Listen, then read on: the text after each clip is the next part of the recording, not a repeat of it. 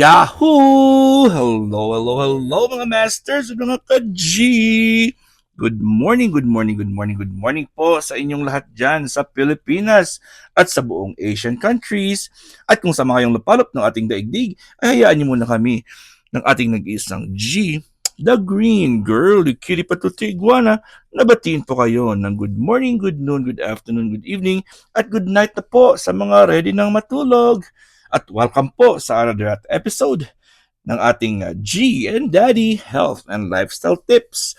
So continuation pa rin po tayo tungkol sa foot reflexology at I think marapit na po tayong matapos, diba? Pero before tayo mag-continue, hingin ko muna ang inyong thumbs up. Please don't forget to like, share, comment, and subscribe dito po sa ating channel, Master Worm. At syempre ngayon po sa mga nandito sa ating live live premiere. Hindi pala live, recorded premiere pala ito. Ay maraming salamat talaga sa inyong support. At I hope po ay mayroon kayong nalalaman at napupulot ng mga leksyon tungkol sa ating health. Ayun po, unfortunately po yung ating G ngayon ay hindi pa rin po siya naka-recover 100%, pero medyo kumakain na po siya. Kakapasok ko lang po siya sa loob kasi whole day ay nasa labas po siya, naka-sunlight exposure po siya kaya may ultraviolet rays. Alright, so sa hindi nakakaalam, ito po ang aking little girl na si G, the Green Iguana. Yan po, siya ay may kasalukuyang namamaga po yung kanyang gums, allergic reaction. And aside from that, ay meron din po siyang namamaga din kanyang thighs, ang kanyang upper thigh. Ayan. Right. So let's proceed po sa ating topic. Ayun. What to expect on your first foot reflexology appointment. Sino na ba sa inyo dito ang naka-try magpa-reflexology? Okay, according to Goodwin, yun po isa sa ating mga, dito yung sa article natin, some people experience immediate relief. Pwede po kayong maka-experience ng immediate relief po sa iyong first experience pa lang ng ating inyong reflexology. Okay, especially when it comes to pain and anxiety. Yan sa mga pain at sa mga anxiety dyan, mas mabilis po, mas immediate ang relief. He emphasizes that each case is individual and there is no universal timeline for improvement. So, iba-iba yung reaction natin sa treatments. Iba-iba pong reaction natin sa mga procedures na ginagawa sa atin. It's the same din po sa mga procedure na ginagawa ng mga doktor sa atin at syempre sa mga tinitake nating mga supplements, di ba? Parang ganoon din po 'yan. Depende po talaga 'yan sa recovery or sa pag-adjust ng tao or kung hiyang po siya sa treatment. Okay, according naman kay Martinez, okay? She notes that you can expect to be a little sore. May mga soreness talaga ikaw na mararamdaman, but in a good way. Masarap na medyo sore ka pero masarap yung pakiramdam. Okay, as long as you find the right practitioner, kailangan pumunta kayo sa matamang practitioner talaga, mga masters and mga ka-G, who listens to your body and can apply the right technique, and it should be fine. Okay, so make sure lang po na tama ang pinupuntahan niyo po na practitioner. Kailangan skilled at well-experienced po. Siyempre, kung minsan hindi naman natin ma-avoid talaga na makakapunta tayo sa mga baguhan, nagpa-practice pa lang, okay naman po yan kasi we have to be kung minsan, saan ba nag-uumpisa talaga yung expert. Siyempre, pag nag-uumpisa pa lang, yun po, doon sila nahahanas o nasasanay sa mga first time pa lang nila ng mga pasyente. Right? So, how long before you start seeing benefits? Gaano kabilis mo makita yung benefits? According to Martinez, the majority of patients notice benefits after their first reflexology session. So, sa una pa lang, after nyan, makaka-experience ka na talaga ng benefits nito, manonotice mo mga benefits nito. Okay? Everybody is unique and healing in their own timing. So may mga sarili-sariling timing po tayo, sabi ni Martinez. In general, reflexology has best complements natural healing already taking place. So with the help of reflexology, tinutulungan niya na talaga ang natural healing na parang ini-aid niya at fina-facilitate niya rin po ang natural healing. Okay? So, of course, kailangan natin i-try. Sa mga hindi pa nakatry, kailangan natin i-try. Siyempre. Pero kung contraindicated sa iyo, ayun, read nyo lang po ang ating previous na mga lectures kasi yesterday, 2 days ago, 3 days ago, they're all connected to this topic. Ayun, and meron din akong hinapi na copy-pasted. I copy-pasted the description, whatever I'm discussing right now. It's down there in the description. So please don't hesitate to read the description so it will be easier for you to understand the topic. Okay? So while you may be able to feel the effect of reflexology after just one treatment, it's advised to continue using reflexology alongside the other doctors' recommended treatments for best result. So hindi lang po tayo one time lang. Kung nagustuhan mo talaga or kahit halimbawa meron kang sakit naramdaman or meron kang discomfort na naramdaman sa unang session, I still recommend you to continue and proceed to the next sessions. So let's say for example, mga 3 or 4 more sessions para at least mahiyang talaga yung katawan mo dyan.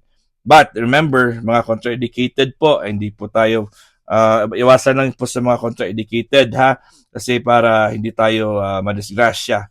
So ano po yung mga contraindicated yung ating hindi pwede magpa reflexology? Again, is circulatory issues, gout, history of blood clots, certain foot injuries like sprains, strains, stress fractures, okay, and also they also have painful conditions or painful skin conditions such as blisters, severe eczema, and psoriasis. So pag meron kayong ganyan, avoid nyo lang muna yung reflexology sa paa dahil po yun ay contraindicated. And syempre, may mga contagious na mga skin conditions like skin scabies, mga scabies, chickenpox, and of course, yung may mga athlete's foot. O diba? Lipunga. Ano ko. Syempre, makakaya naman yan. Pumunta kayo sa inyong reflexologist at nangingamoy. At meron kayong chickenpox. O diba? Kasi baka mag-contaminate yung area, may mga bata dyan or mga hindi pa naka-chickenpox na nakakuha ng chickenpox. And then of course, yung mga certain conditions like diabetes, siyempre yung mga non-healing wounds, and may mga peripheral na mga neuropathy, yung mga hindi gumagaling yung mga sugat sa paa at saka merong mga varicose, mga malalaking varicose veins. Yun po. So, di ba? So, tandaan po natin yan. Pag meron kayong ganyan, at syempre sa mga pregnant po, check nyo muna kung i-inform nyo muna ang therapist nyo or ang reflexologist nyo na buntis po kayo. Syempre, kasi delikado naman kasi pag hindi niya alam at mapindot niya po yung mga points na hindi dapat pindutin or stimulate. Kasi merong points tayo to trigger the opening of the cervix, and a lot of points to initiate labor or just to baka manganganak ka or after a few minutes ay mag-open yung uterus or di ba? Marami pa 'yon. Uterine contraction, marami pong mga iba't ibang mga mangyayari diyan sa konting point lang diyan na ma-stimulate niya. Alright, so di ba? Depende talaga 'yan sa ating ng katawan natin, pag-adjust or pag-react. So anong takeaway natin dito? While reflexology may not be scientifically proven as a medical treatment for health conditions, it has been used for centuries to treat many ailments. Foot reflexology may be beneficial as a complementary treatment, but scientific evidence is lacking, of course, because this belongs to Eastern medicine or Chinese medicine. Is really on reflexology. That's not part of the Western medicine because they didn't study about those foot, the areas, the points in the feet, the foot, where you apply pressure. It's not part of the Western medicine field. So they give more favor on the scientifically based theories, like the ones that are supported by the doctors and Western medicine practitioners. Okay, so it is important to talk to your doctor while trying reflexology.